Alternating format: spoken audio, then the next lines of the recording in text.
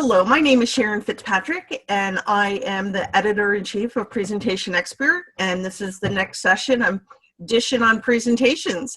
And joining me is James Hilliard, who is going to be doing our December webinar on a webinar boot camp. And James, welcome. Tell us a little bit about yourself and why you like webinars. I've been doing webinars for about 14 years now. I've not gotten tired of them.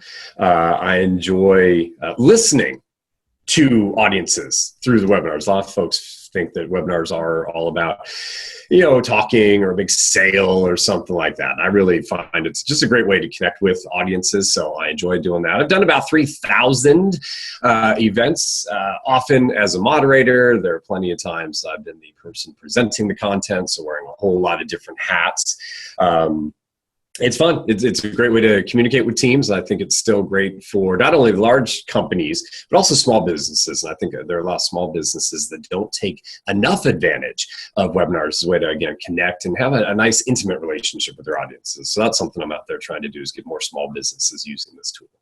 Well, I can appreciate that. I mean, I've been doing webinars about the same amount of time that you have, since about 2000. And, I've done all sorts of, different types of technology. I've seen it grow. I've seen good webinars and bad webinars. And so one of the things that I think our audience is going to be really interested in, what makes a good webinar? Can you give us some tips on that? Yeah, it should not be a long speech. Folks will hear this in the boot camp when they join us, but never, ever again, please, I beg of you, don't do, I know this slide is hard to read, but let me read it. And you just turn an audience off. There are too many things when doing a webinar. There's email, there's a phone, there's any number of things that people can multitask. And we know research out there says that we don't, as humans, multitask very well. So it's trying not to give people a reason to multitask. So it's being a lot more engaging. It's trying to get people to touch their computer, to get them to think about something you're saying, to interact with the content, not just lecture content. You want to lecture, go back to college. It's where some great lectures happen, but that's not what a webinar is about. Unfortunately, the tools, as you mentioned, there have been a lot of evolution of tools. I blame some of the companies out there that have created these tools because they've made it too easy to put on bad webinars. People will think that just because it's easy to put on a webinar, just because you can push one or two buttons and launch an event, that isn't the key to a good webinar. It's still about creating good content. We've got presentation experts left and right joining your events. They understand the keys to engaging with the live audience, and a lot of that plays in the virtual world as well. Yeah, it definitely does. I mean, and I think also being prepared with a plan B. I mean, I have a client who does webinars and they don't want to practice, and then they're scrambling the day of, or God forbid, scrambling in the session. And we kept saying, well, that's why we did a dry run, and we've got a script. And you're onto something there. There was a story I'll tell you. I won't mention the company name to protect the innocent. 3 letters, major telecom. They couldn't get their senior vice president to come on board and do the trainings with us. And I was as flexible as I could be, and we, moved meetings and all this stuff. Never came on board. Finally does come on live event day. I anticipate something's going to go wrong. I'm the moderator at that point, kind of a panel discussion style. We get over to this gentleman. He can't push his slides. He doesn't know where this is, doesn't know where that is. And then when he stumbles through his 10 minutes, and there's only so much I can do as kind of the insurance policy and keep it on track, he's just looking bad. Luckily, there was no video. This was before we used the video on webcast. He gets done, and he doesn't turn off his microphone. And so then you hear him literally turn to the side, voice gets a little bit different, and he starts berating his assistant. And you hear the assistant's like, but we told you you needed to do it. And it was just a train wreck. Wow. And it goes to your point that these are still presentations. You want to have a plan A, and then there are famous people that have said, and it's good that we have 25 other letters in the alphabet, because sometimes we need to get to plan F.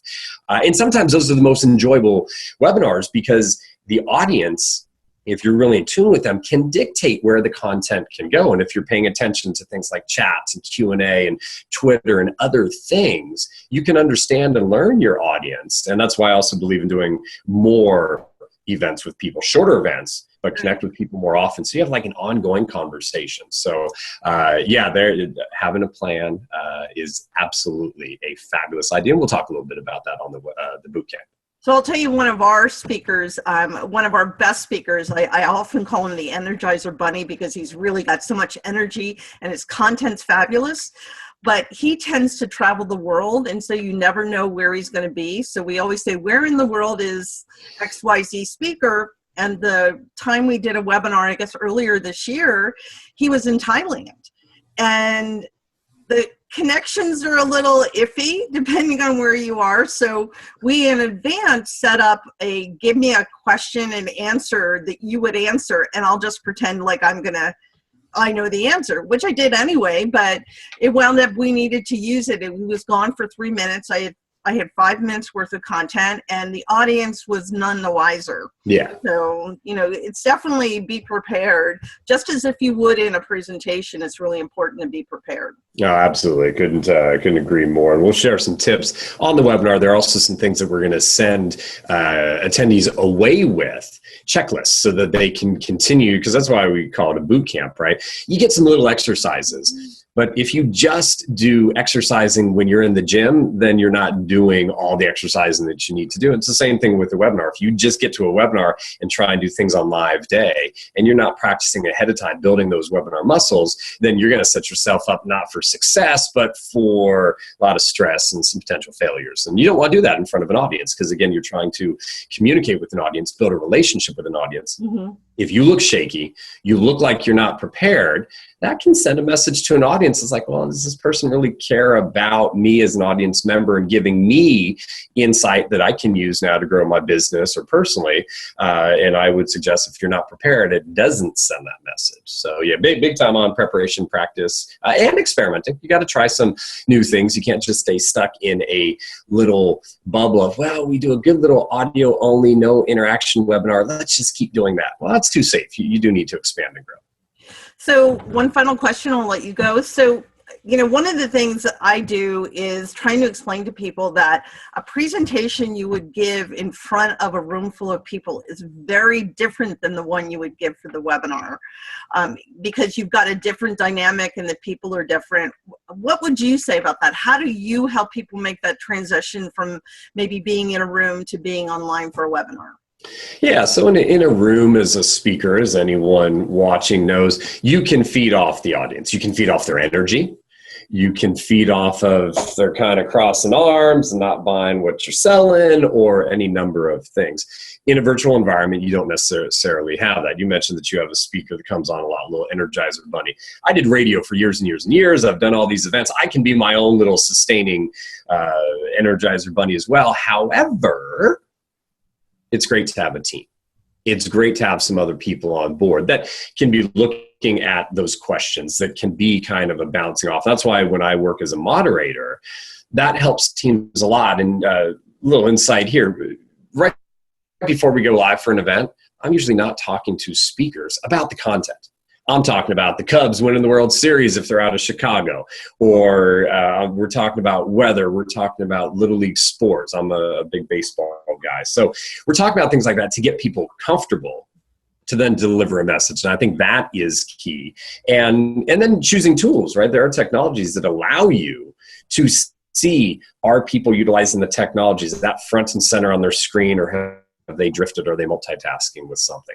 Are they interacting? And that's why with presentations, I think you can still do a lot of similar things, right? We've probably all done presentations live. We might have a little koosh ball, right? You throw it out to someone and they receive it, and they might start answering something. We can do some of those things virtually. There you go. All my koosh balls. I love it. I love it.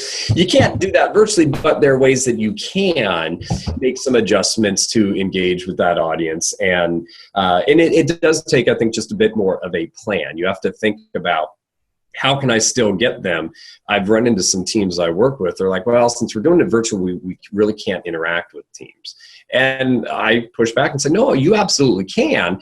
Part of it is you just have to design the interaction a little more specifically. You have to be willing to have your own backup. If someone doesn't catch the virtual koosh ball, well, how do you continue on? So having a plan there, and then just a difference of how you might execute. But if you take the time to think about those things, plan, and again, trial and error, you'll figure out what works for your audience, what they're willing to engage with. But it does take planning, and you're absolutely right that there are differences. You can still do a lot of it, so don't just throw out, say, oh, well, we can't interact now. Tons of ways to interact, but you have to have a plan. You have to have the right technology that allows you to react timely enough.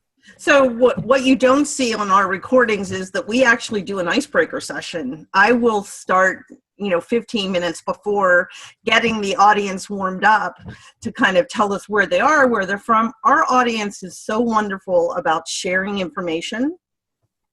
So they're engaged very early and they continue to be engaged. So it's a wonderful way to make sure that they turn their attention onto what we're talking about, just not what they're doing that time. Absolutely, yeah. And there are some things I think that people will experience when we do the little boot camp. The whole opening sequence is going to be a little bit different than the normal webinar, stiff, boring, who cares, open that happens on a lot of these events. And so we'll be demonstrating throughout the presentation, hopefully, ways that are the engaging. Without just telling you, hey, you need to engage, we'll show ways that you can do the engagement and keep that audience on board. Okay. Terrific. Thank you so much for your time today. We really appreciate it. We're looking forward to your webinar on December 1st. And this is Sharon Fitzpatrick saying, see you next time.